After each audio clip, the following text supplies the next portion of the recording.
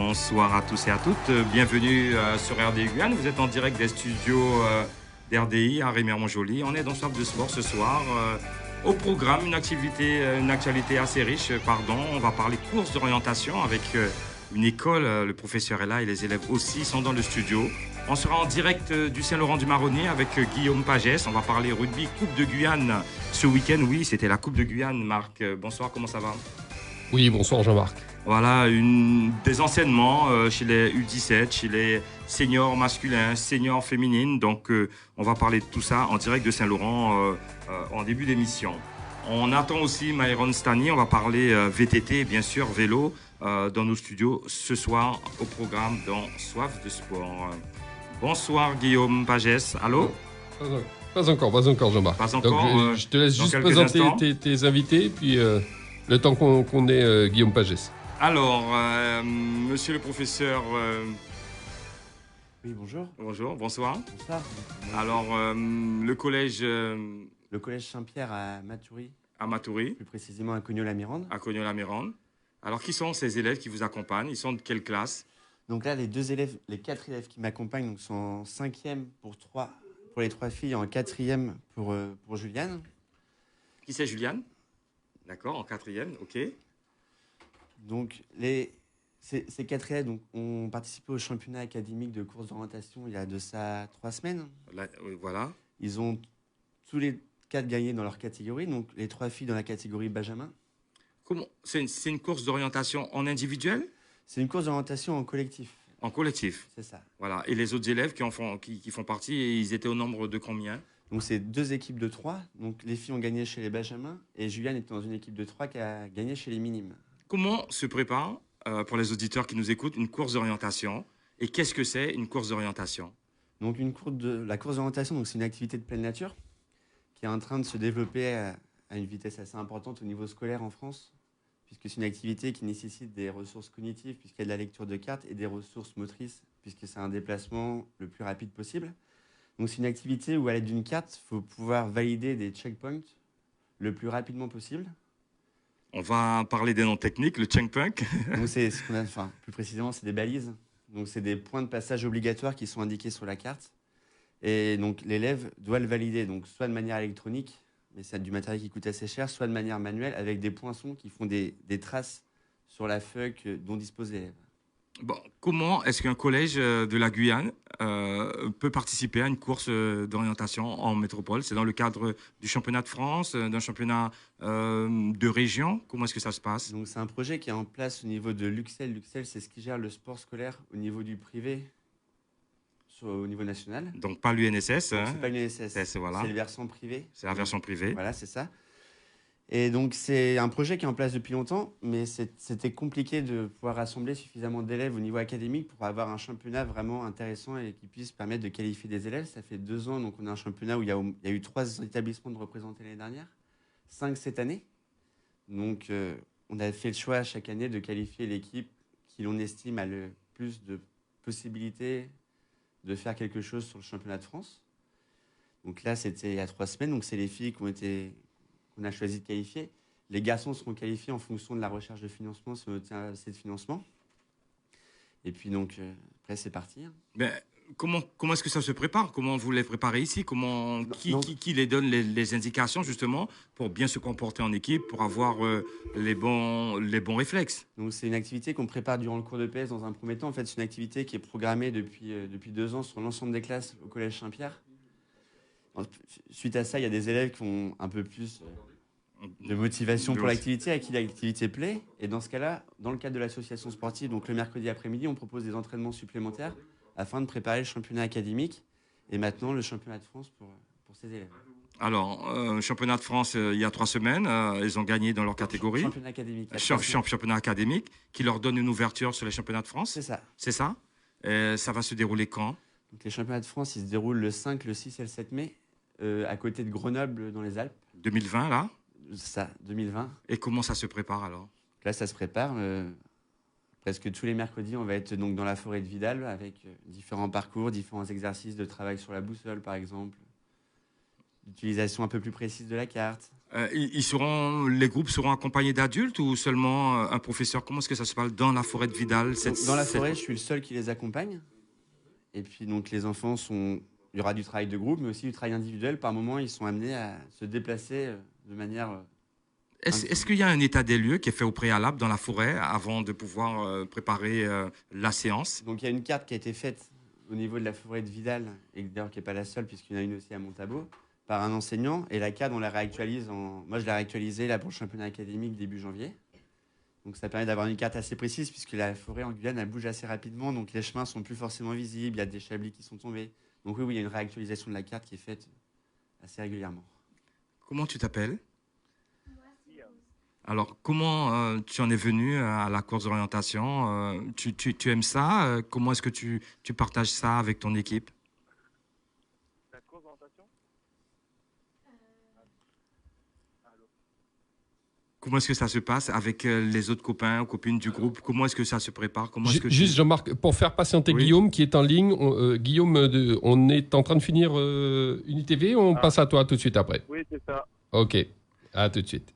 Alors, comment est-ce que ça se passe avec les autres collègues de classe?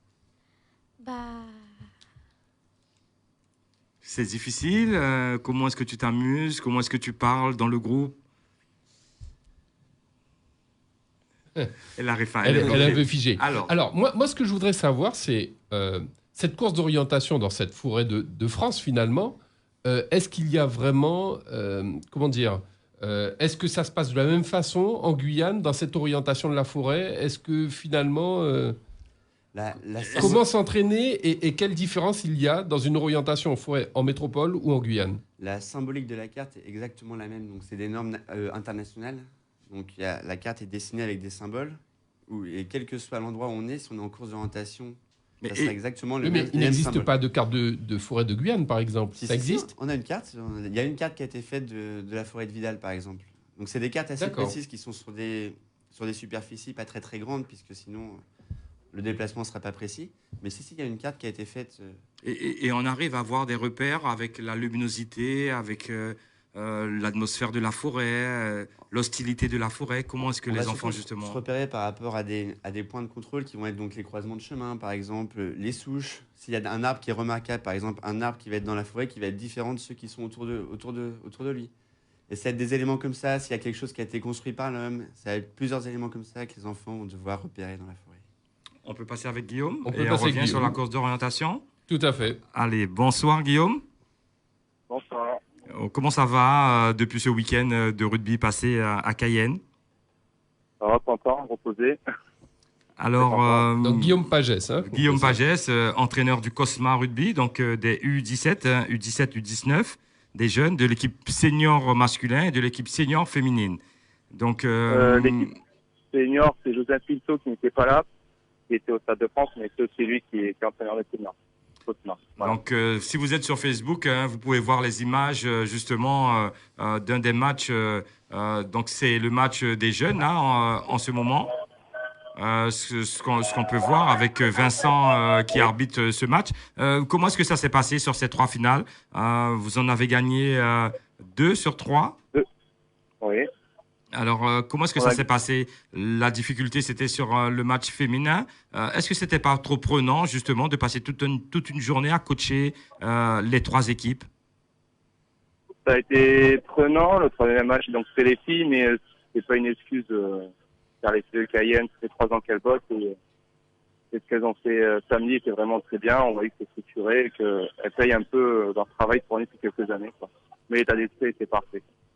Comment est-ce que ça se passe justement, la préparation sur Saint-Laurent? Est-ce que le rugby à 7 fonctionne bien sur Saint-Laurent? Le rugby à 7 fonctionne très bien. Vraiment, c'est un jeu d'évitement et ils adorent ça. Beaucoup de très intensifs. Donc voilà, des petits, c'est plutôt favorable à ce jeu-là. Ouais. C'est quelque chose qui est bien implanté au quotidien. On a vu sur ces finales, surtout chez les jeunes, une vélocité, un jeu d'équipe, un collectif justement prendre le dessus lors de la finale. Est-ce que c'est facile justement de travailler avec ces gamins? Au niveau humain, c'est très facile. C'est des gamins qui sont vraiment à faire du rugby, qui sont sont très impliqués. Par contre, il a fallu apprendre à jouer justement collectif, car leur qualité physique, ils passaient assez facilement sur un terrain. Et on a essayé, on est arrivé à faire une politique un peu plus collective et ça marche. Donc on est plutôt contents. Voilà.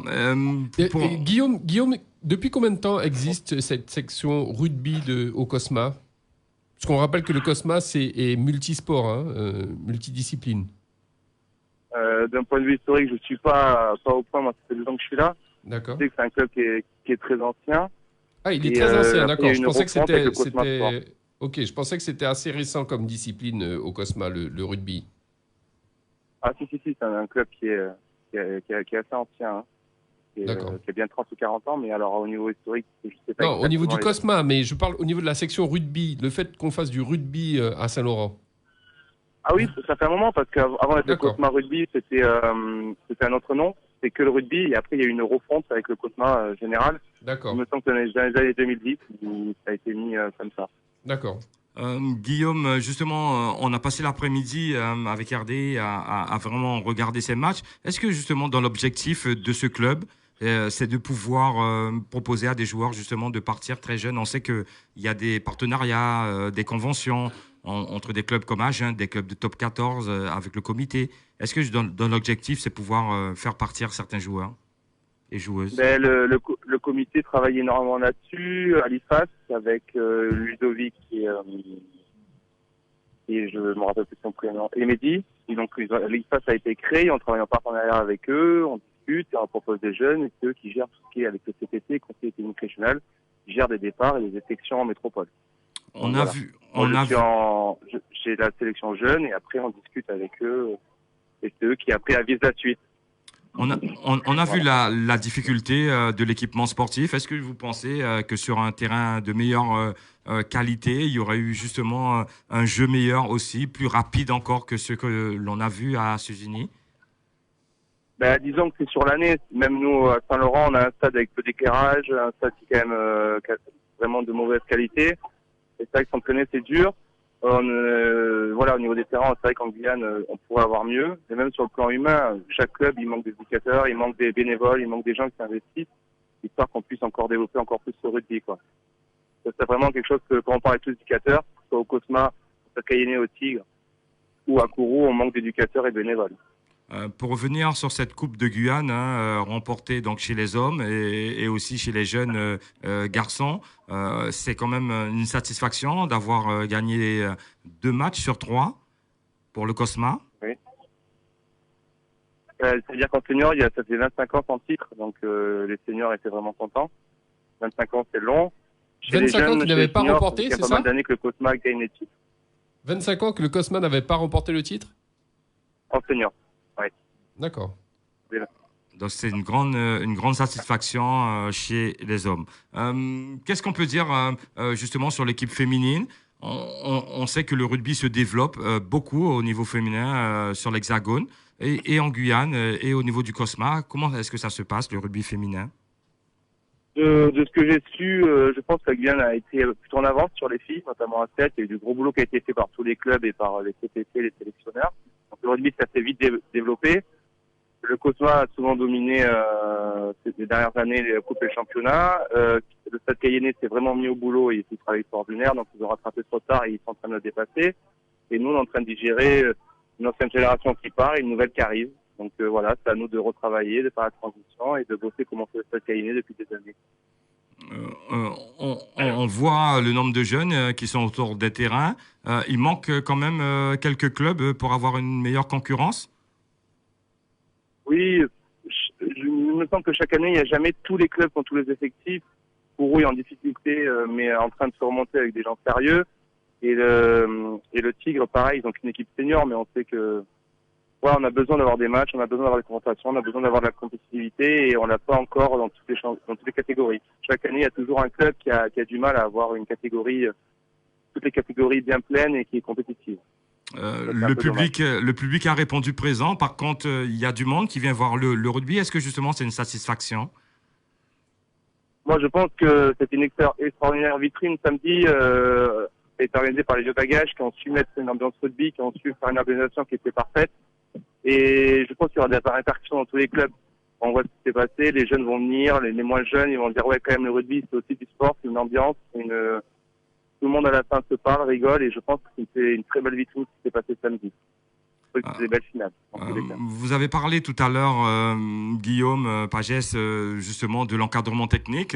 Il y a des CTC qui sont arrivés en Guyane, il y a un CTR aussi qui va arriver bientôt, qui viennent de l'Hexagone. Est-ce que justement ces hommes-là vont pouvoir apporter un plus à l'encadrement? Oui, le CTC est arrivé, c'est M. Moreno. On a le CTR qui est M. Covey et on a un CTC qui va être nommé en mars, qui est d'ici. Et c'est vrai qu'au niveau technique, au niveau dialogue, au niveau construction de séance, au niveau encadrement, ils amènent un plus. Ils ont un recul, ils ont une carrière, ils sont peut-être plus âgés. Et c'est très intéressant de pouvoir un peu se pencher sur eux. Et ça va, quoi qu'il arrive, ça va faire avancer le rugby. Ils vont intervenir dans des écoles, qui est le cœur du sport. C'est-à-dire que dès qu'on intervient dans des écoles, on attire des jeunes et après, en attirant les jeunes, on fournit toutes les catégories. Et ils commencent à faire du travail vraiment qui est intéressant et ça nous fait du bien à nous, éducateurs ou entraîneurs. Le comité a fait les choses en grand. Ils ont nommé un des responsables techniques sur Saint-Laurent aussi pour vous aider, pour aider le club. Oui, c'est M. Covey qui est CTR et qui intervient énormément pour des entraînements, pour des conseils. Et puis il intervient beaucoup dans les écoles. Il fait des journées thématiques sur 2-3 jours. Et par exemple, il m'encadre aussi pour la section sportive qui est menée par Vanessa Bonton-Lafont. Et sur Mana, sur le lycée de Mana. Et voilà, ils ont vraiment une volonté d'inscrire le rugby dans les écoles pour avoir des répercussions plus tard. On va rester en ligne avec vous, ne raccrochez pas. On va passer l'ITV du CTC qu'on a eu samedi au bord du terrain derrière la CTG. Et on se retrouve. Donc, bonjour Christian. CTC de la Guyane au niveau du rugby. Quelle est la préparation en perspective du déplacement sur Fortaleza? Nous avons décidé ça fait plusieurs rassemblements qu'on fait déjà pour faire une sélection. Et nous avons décidé de se revoir samedi prochain pour faire par contre un entraînement préparatoire à ce tournoi de Fortaleza. Est-ce que la Coupe de Guyane aujourd'hui va servir justement à repérer des joueurs qui vont faire partie de ces sélections? Non, parce que la sélection est déjà faite, mais elle servira pour les prochains tournois, notamment le TAG, c'est-à-dire le tournoi anti-Guyane, qui aura lieu au mois d'avril. Et là, peut-être, nous remettrons en cause l'équipe qui a été sélectionnée pour Fortaleza. Est-ce que c'est une habitude, ce qui va se passer à Fortaleza sur 2 jours, les mardis et le jeudi, plusieurs matchs au programme? Est-ce que sur l'intensité et la répétition des efforts, c'est une habitude au rugby à 7? C'est une habitude, oui, parce que normalement les tournois sont avec plusieurs équipes et donc ce sont des demi-temps de 7 minutes. Et là, ça nous permet de faire 5 voire 6 matchs des fois dans la journée.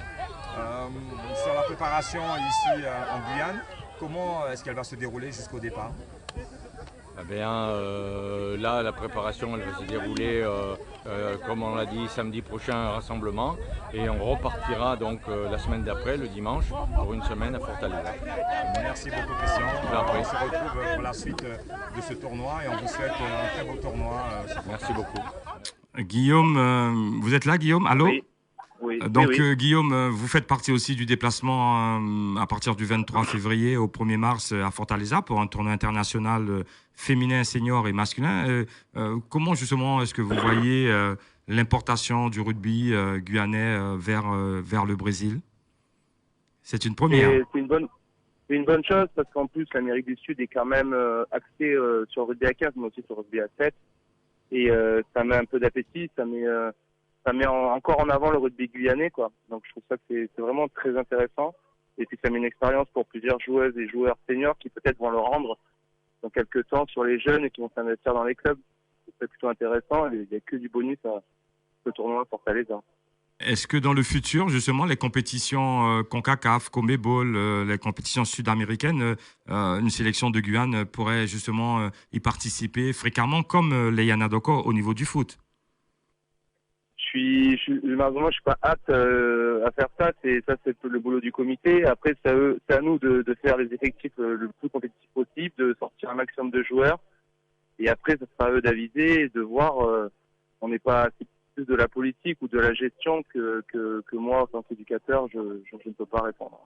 Je ne peux pas assurer une réponse comme ça. Merci, merci Guillaume d'avoir répondu. Je rappelle Guillaume Pagès, coach du COSMA, et a remporté la Coupe de Guyane chez les jeunes garçons U17, U19 et chez les seniors masculins après 25 ans de disette. Et puis, malheureusement, chez les filles, ont été battues par le stade de Cayennais. Donc, le COSMA en force au niveau du rugby à 7 ici en Guyane. On va écouter les jeunes vainqueurs justement de ce match chez les U17, U19. Est-ce qu'on peut avoir vos impressions après cette belle victoire? Vous êtes venu chercher la victoire à Cayenne. Comment ça s'est passé ce match? Le match a été difficile. C'était difficile sans mentir. On les a vraiment gardé la concentration.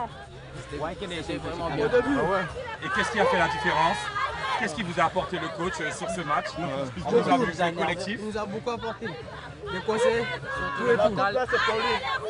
Le jeu collectif, c'était ça qui nous a donné la victoire. Vous avez un beau public dehors. Ouais. Est-ce que vous avez joué aussi pour eux? Oui, obligé.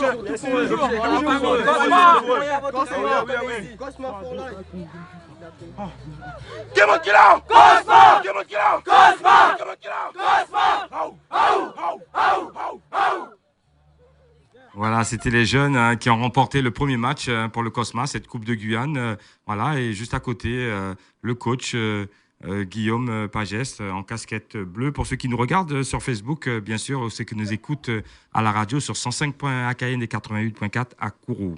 Vous avez un numéro de téléphone, le 36 3000, si vous voulez réagir dans l'émission. On va passer à la course d'orientation. On va faire une petite pause publicitaire et on va se retrouver. Oui, Marc?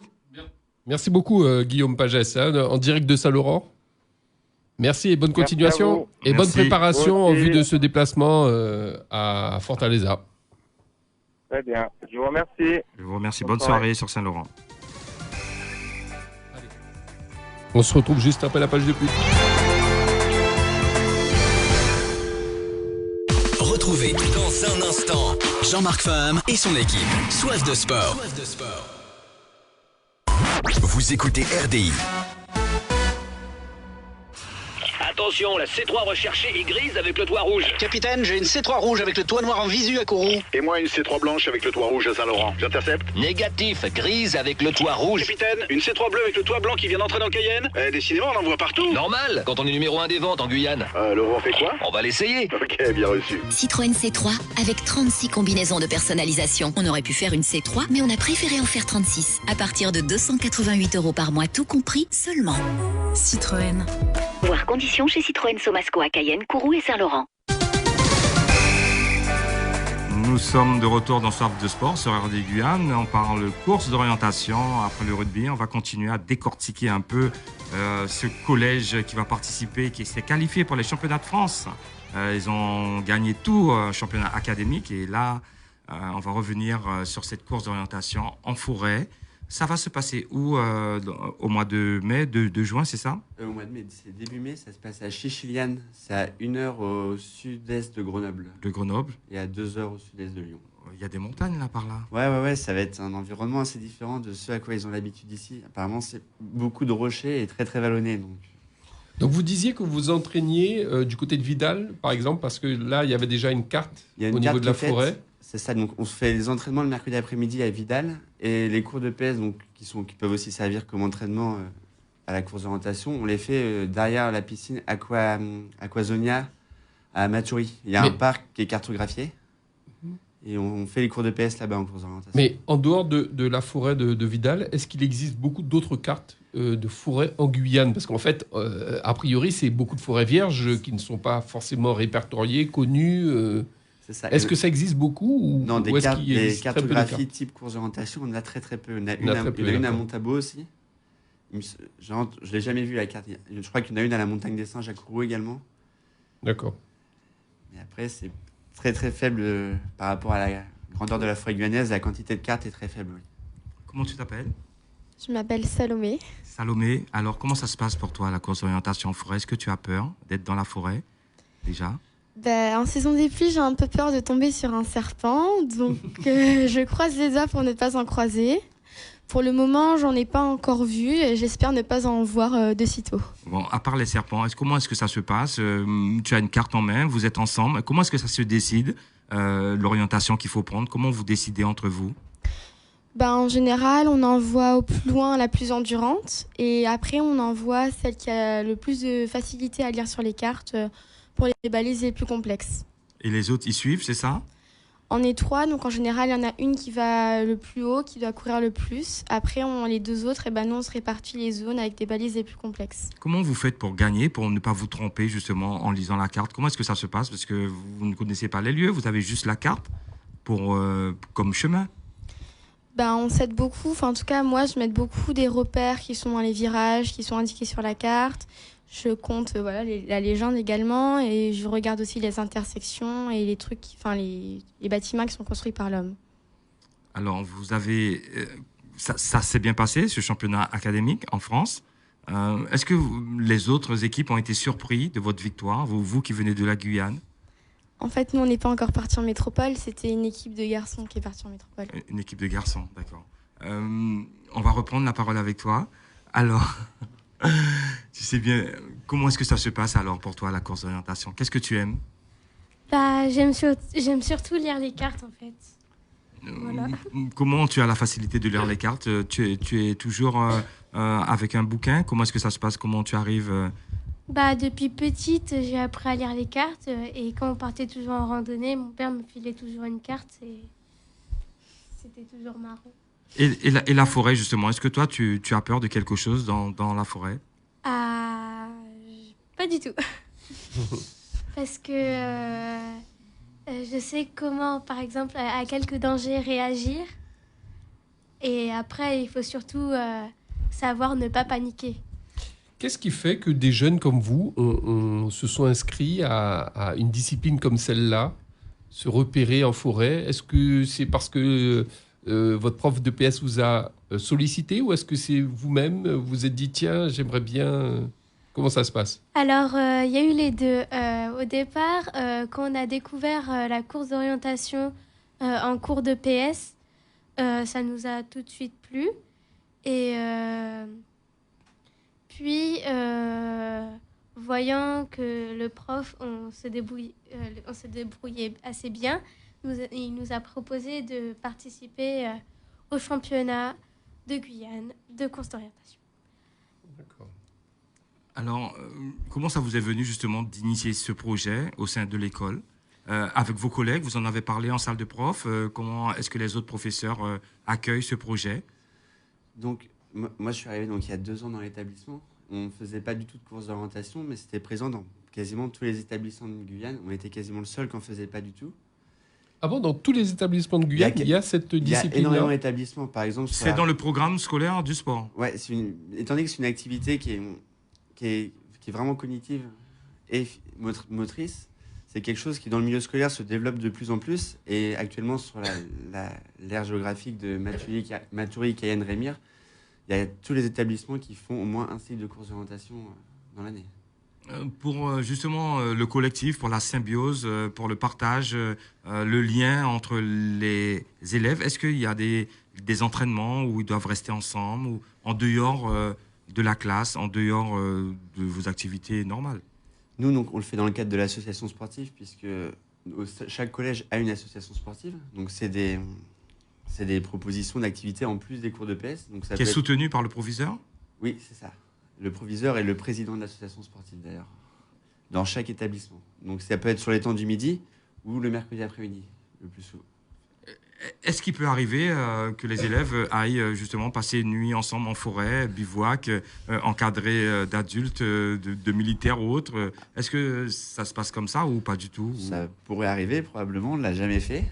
On l'a fait avec les plus grands, totalement hors du cadre de l'association sportive, juste dans le cadre du collège, sur une sortie cohésion. C'est vrai qu'on ne l'a jamais fait encore dans le cadre de l'association sportive. Est-ce que justement ça peut aider à être encore plus fort dans la course d'orientation? Je pense, puisque ça leur permettrait d'encore mieux se connaître, même s'ils se connaissent très bien, se connaître dans d'autres situations. Et surtout dans des situations peut-être un peu plus stressantes que le cadre scolaire. Donc ça leur permettrait peut-être de créer des nouveaux liens et de encore mieux s'entendre lors de la répartition des balises dans le cadre Pour bien comprendre, pour bien expliquer, donc tout à l'heure, Salomé rappelait que les garçons ont gagné le championnat académie. Ils ont tous fini premiers. Et maintenant, vous allez en championnat de France. Comment vous êtes qualifié pour les championnats de France? Les garçons ont gagné l'année dernière. Ils sont déjà partis en métropole l'année dernière. Donc, ils ont regagné cette année dans une autre catégorie. Et les filles ont aussi gagné cette année dans leur catégorie.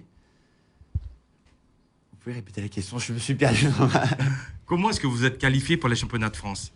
Donc, ils sont qualifiés. Donc, ils ont gagné leur... Donc, c'est une compétition par équipe de 3. Il y avait 12 équipes dans votre catégorie, je crois. Et elles ont fini première. Donc après, donc il y a 2 équipes qui ont fini première, une en mini, une en benjamin. On s'est réunis au niveau de l'Uxel. On a décidé quelle équipe est-ce qu'on envoyait en métropole pour le championnat de France. Vu que les garçons sont partis l'année dernière, cette année on envoie les filles au championnat de France. Ce qui est bien, ça s'ancre également dans le cadre du projet de l'Uxel national qui est de développer le sport féminin actuellement. Une moyenne de combien d'élèves qui vont se retrouver dans ces championnats? L'année dernière, il me semble qu'on était 250 élèves quasiment sur 3 catégories. Donc dans la catégorie des filles, l'année dernière, en benjamine, il y avait une centaine d'élèves représentant une trentaine d'établissements. Qu'est-ce que vous attendez justement pour ces championnats? Est-ce que vous vous préparez pour la gagne ou juste pour participer, pour découvrir, Salomé? Pour les deux, ce qui va être bien, c'est comment déjà on pourra passer du temps ensemble, on découvrira un endroit que moi, personnellement, je ne connais pas. On peut rappeler l'âge, quel âge vous avez? On a 13 ans. 13 ans. Enfin oui, 12 ans, bientôt 13 ans. 12-13 ans, c'est dans cette tranche d'âge-là. Je suis loin d'avoir 13 ans. D'accord. Et donc, ça sera une première expérience de sortie collective pour du sport ou pour une activité scolaire comme celle-là? Oui, pour nous, oui. C'est que la deuxième fois dans l'histoire que la Guyane participe au championnat de France Uxel. La première fois, c'était l'année dernière, donc avec les gars, et c'est la deuxième fois qu'une équipe guyanaise participe au championnat de France. L'année dernière, il n'y avait aucune équipe des DOM représentée, on était la seule. C'est la cause, c'est à cause de quoi? La cause, c'est le budget, clairement. C'est le budget. C'est compliqué de trouver des Justement, c'est la question. C'est compliqué. Comment vous faites là pour financer cette opération? Donc il y a l'association sportive du collège qui va y participer. Il y a ensuite l'Uxel national qui participe à hauteur de 1/3 des billets du transport. L'Uxel Guyane également qui participe à hauteur de 1/3. Les parents. Puis après, on est à la recherche de financement, donc soit sous forme de sponsoring ou de mécénat. Et enfin, on a une cagnotte participative en ligne, une cagnotte Litchi, où les gens peuvent faire un don de quelques centimes à beaucoup plus s'ils le souhaitent. Donc on lance l'appel, Jean-Marc, si jamais il y a des sponsors ou des personnes qui ont envie d'aider ces jeunes à partir dans représenter la Guyane dans cette compétition. Course d'orientation, oui. Course d'orientation en forêt. À 1 heure de Grenoble. C'est sur les réseaux sociaux, c'est ça? Donc on peut trouver le lien de la cagnotte sur le Facebook du Collège Saint-Pierre, qui est Collège Saint-Pierre-Guyane. Et ensuite, sinon, juste en allant sur le site Litchi, il y a un onglet cagnotte participative et on peut rechercher par zone géographique. Et si on met Guyane, il doit y avoir que 4 cagnottes participatives actuellement, dont une qui s'appelle des élèves de Guyane au championnat de France de course d'orientation, qui est la nôtre, qui a été lancée ce week-end. Les garçons derrière, donc cette année vous participez pas, vous êtes en retrait, c'est bien ça? Vu que l'année dernière on y est allé, cette année c'est les filles qui ont été qualifiées, mais s'il y a du budget assez vite, normalement les 2 équipes partiront. Et toi, donc tu as fait partie de l'équipe l'année dernière ou pas du tout? Oui, l'année dernière c'était notre équipe qui sont les premiers qui sont partis en France. D'accord, alors raconte-nous cette expérience-là, comment ça a été? C'était sympa vu qu'on est parti presque une semaine en France pour faire le championnat et en plus le prof nous a fait faire d'autres choses qui ont été sympathiques. C'est quoi les autres choses qui ont été sympathiques? On allait voir des matchs de sport et tout, plein de choses. D'accord. C'était une très belle expérience. Justement, vu cette expérience, vous avez en plus gagné. Comment vous le partagez avec les filles cette année? Qu'est-ce que vous leur dites pour qu'elles puissent être meilleures? Quel conseil que vous leur donnez? Zéro conseil. Oui, voilà, zéro conseil. Ne pas oublier son chrono. Ne pas oublier son chrono, voilà. C'est gentil. Donc, vous n'avez pas voulu partager votre expérience, votre expertise? Ils l'ont pas partagé avec nous, en tout cas. Bon, ça va venir. Rappelez-nous les dates. Ça se passe quand? Le 5, 6, 7 mai. Donc le 5, l'accueil des équipes. vous avez encore le temps de partager votre expérience, les garçons. Donc une semaine encore, avant la fin, un mois avant la fin de l'année scolaire, avant le mois de juin. Voilà. Elles n'ont pas d'obligation d'examen à leur classe. Donc, elles sont en 5e et puis on a calculé qu'elles ne devraient louper que 3 jours de cours. Que 3 jours de cours. Ça se passe le week-end. Donc, et ça se passe entre le 1er et le 8 mai, donc il y a pas mal de jours fériés, ce qui permet de partir sur une période un peu plus longue que le championnat de France, puisqu'on va profiter d'être en métropole pour pouvoir monter un deuxième projet en parallèle. Est-ce qu'il y a d'autres écoles, justement, par rapport à votre expérience, qui vous ont demandé de se joindre à vous pour justement participer? Est-ce que vous avez fait d'autres adeptes?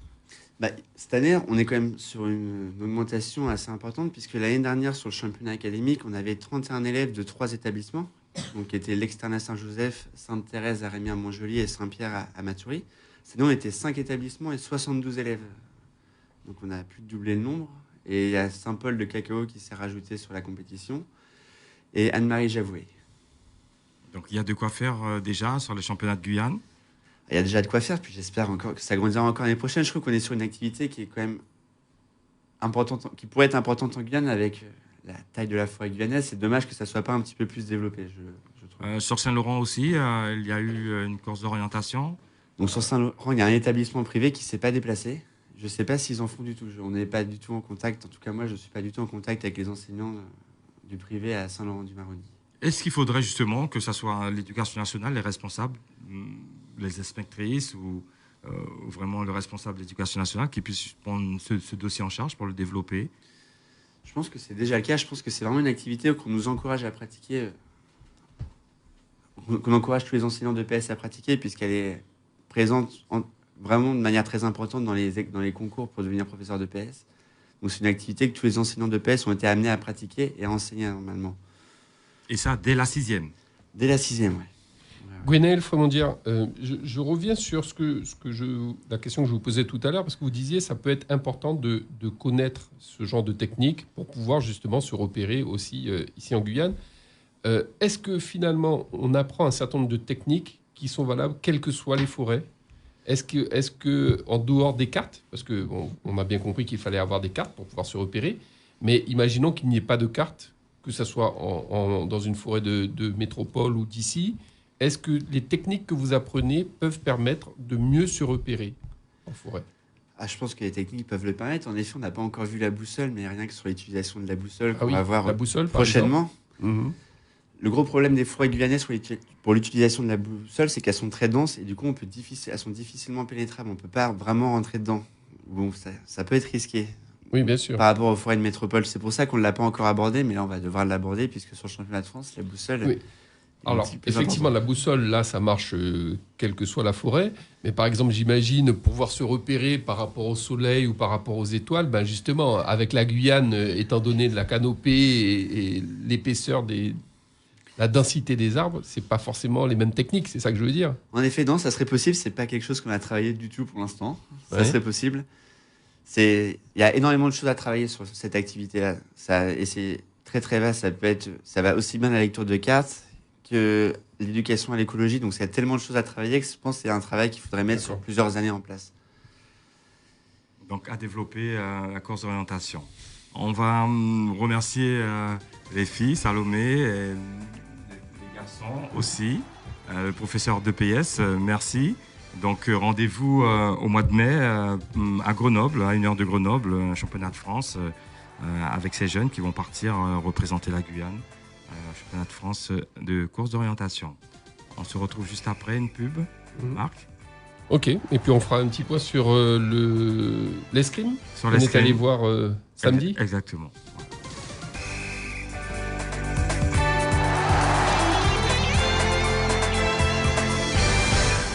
Retrouvez dans un instant Jean-Marc Fam et son équipe. Soif de sport.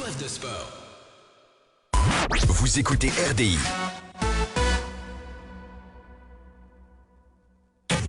Vous souhaitez communiquer sur RDI Guyane, sur KTV Guyane ou sur Yanascope l'agenda de Guyane? N'hésitez pas à contacter la Régie Pub au 05 94 36 3003 ou par email sur contact@laregie.pub.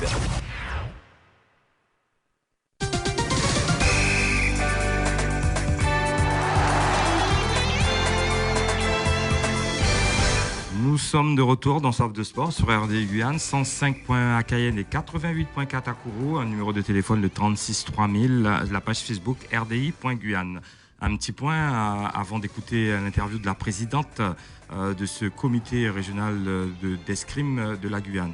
Ici, en image sur Facebook, la finale individuelle, puisque le samedi se déroulait une finale individuelle, les finales individuelles et le lendemain, les finales par équipe.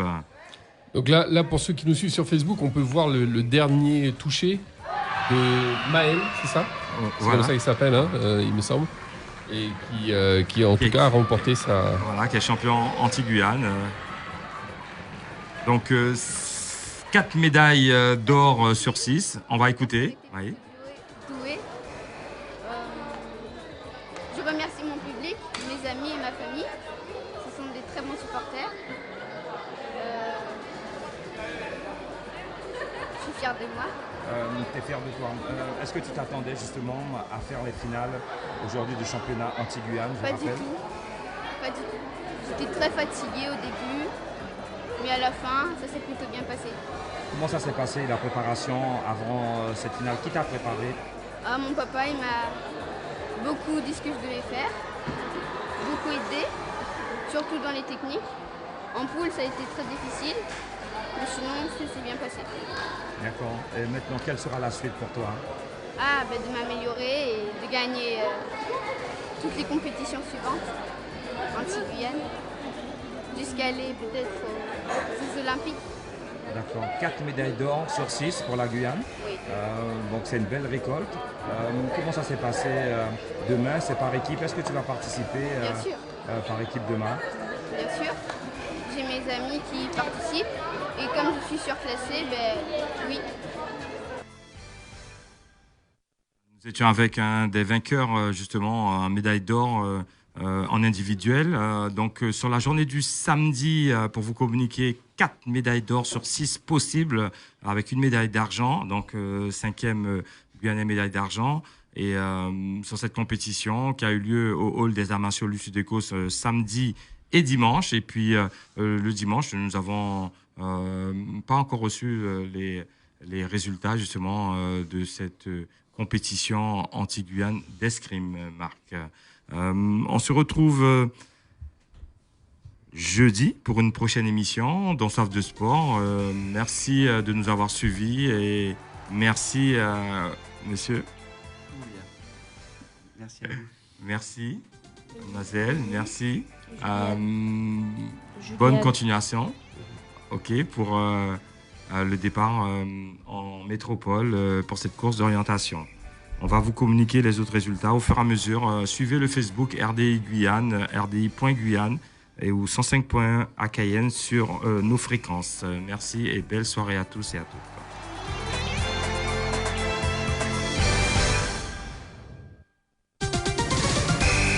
Soif de sport. Soif de sport. Soif de sport. Soif de sport avec Jean-Marc Faham et son équipe. RDI, c'est de la musique, des infos et du sport avec